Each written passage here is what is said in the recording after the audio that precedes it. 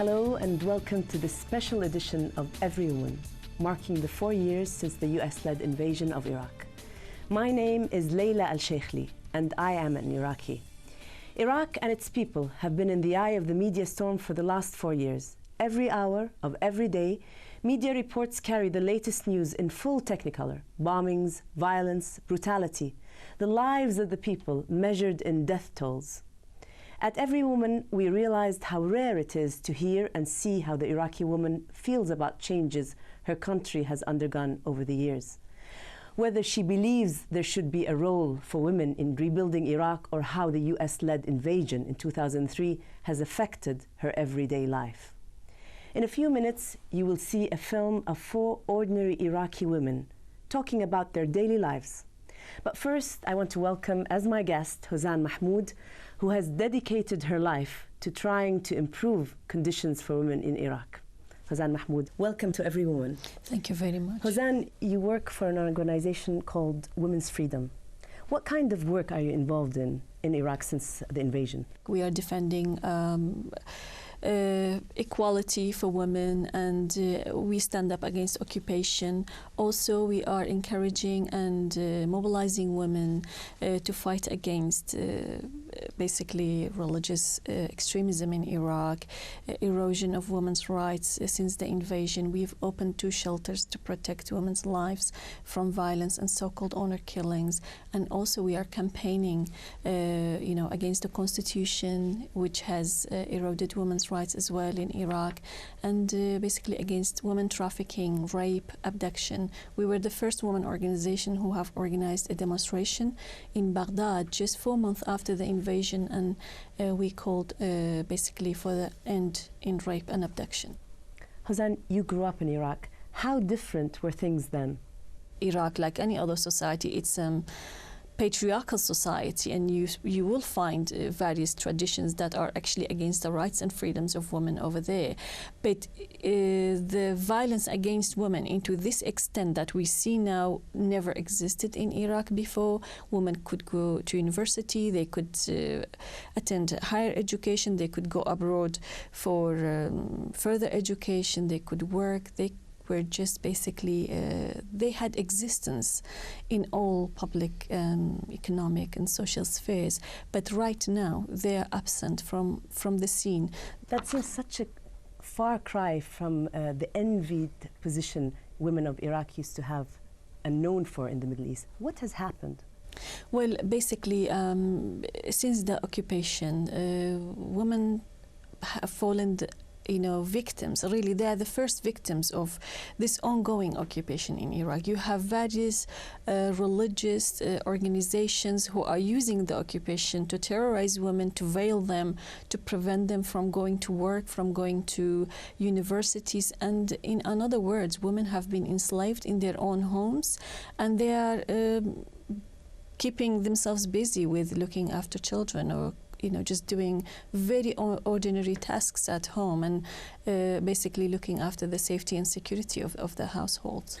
But there are actually women in parliament today. What are they doing?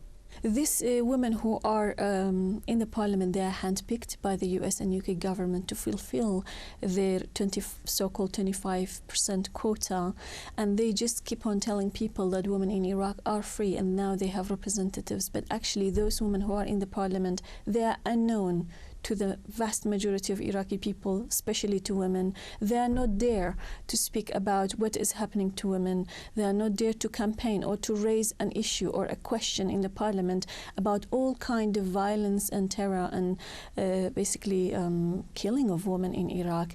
I would rather not have any women in the parliament if they are actually not acting in the interest of women in Iraq. How closely, for example, do you work with the government, or is that strictly separate? How successful have you been in making a change for women in Iraq?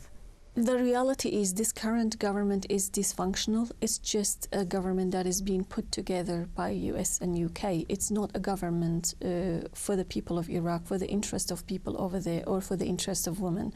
They have proposed a constitution which is full of contradictions, which is full of violations of women's rights. They want to bring back Islamic Sharia law. Women cannot be judges anymore if that is going to be implemented. So really, with this government, and they are confined in green zones. They don't know what's going on in the society. I mean, Iraqi women today face specific problems because of the invasion, because of the situation, the political situation. Is this the priority for Iraqi women today? Everything takes priority, in my opinion, but being a woman is a target, is a prime target. Just being a woman in Iraq is actually, you are a target to be kidnapped, to be raped, to be sold to neighboring countries for prostitution, you know, just to be kidnapped for ransoms of money. I really think that women in Iraq are the first victims, and they are under the major attack. All their rights have been taken away from them. They've been sent home.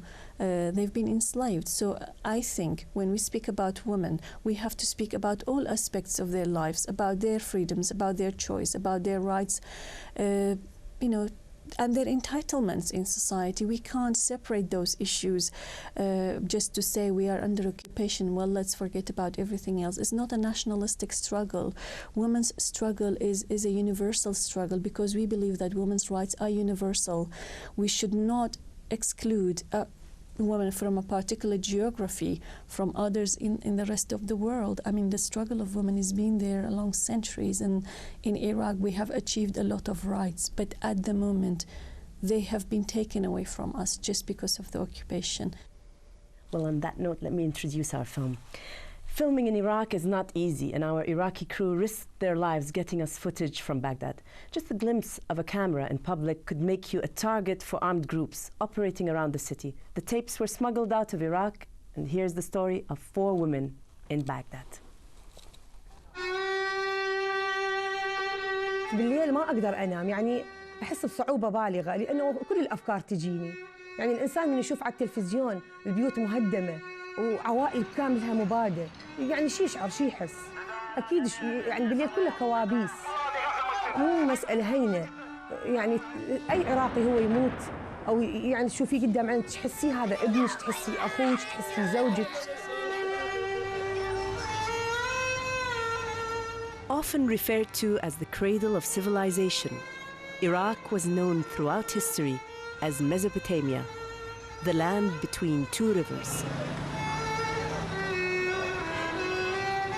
In the early years of Saddam Hussein's rule, men and women were declared equal in law.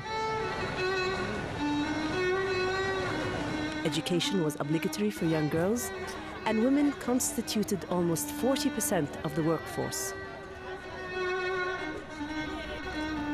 Long-term sanctions meant widespread suffering for the Iraqi people. Their misery was compounded by the US-led invasion in 2003. Now, coming up to 4 years since the war in Iraq began, Everywoman talks to 4 women in Baghdad. اسمي آمنة فريح، عمري 30 سنة، ووظيفتي هي صحافة بصورة عامة. أتمنى يصير عندنا يوم بنبي بالعراق، يوم نقعد الصبح ماكو أنباء عثور على جثث، ماكو أخبار انفجرت سيارة مفخخة، ولا اختطف عدد كذا من الفلان. صارت هذه أمنياتنا بالعراق.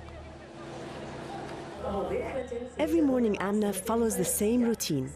She switches on her television to find out what is happening in the rest of the world. 70 سنة شوارع باريس ما متغيرة، بس شوارع بغداد كلها مطبات ومفخخات. ترك خلالها الساحة لمترو الأنفاق والحافلات العامة. هذول الناس يعني بفرنسا من يقعدون الصبح بيش يحجون؟ احنا مثلا نقعد عندنا سوالف المفخخات، عندنا سوالف الانفجارات، ناس انقتلوا وناس ماتوا. اتوقع ما عندهم حكي، ذاك هم ناس هادئين.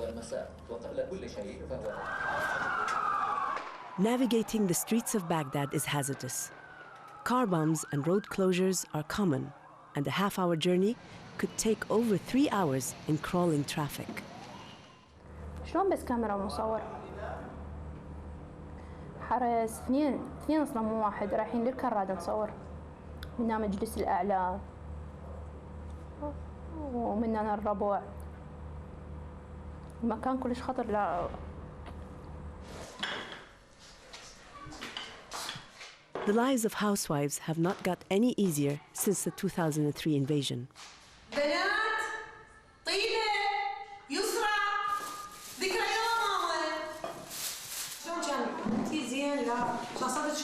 Iman Abdesattar is mother to 7 children. Her hopes for better times fade with each passing day. يعني أنا زوجي محاسب قانوني عنده مكتب خاص. الحمد لله شغله يعني ماشي زين الحمد لله. بس يعني اعتيادي هسه تقلص مو مثل قبل. هسه يعني بسبب هاي الظروف الصعبة وبسبب الاختطافات والأخبار اللي نسمعها يوميا. احنا انتقلنا تقريبا 3 مرات يعني من بيتنا، تعرضنا للتهديد مثل يعني اغلب الناس تعرضوا للتهديدات، وما نعرف باي لحظه جوز هم ننتقل من عنده.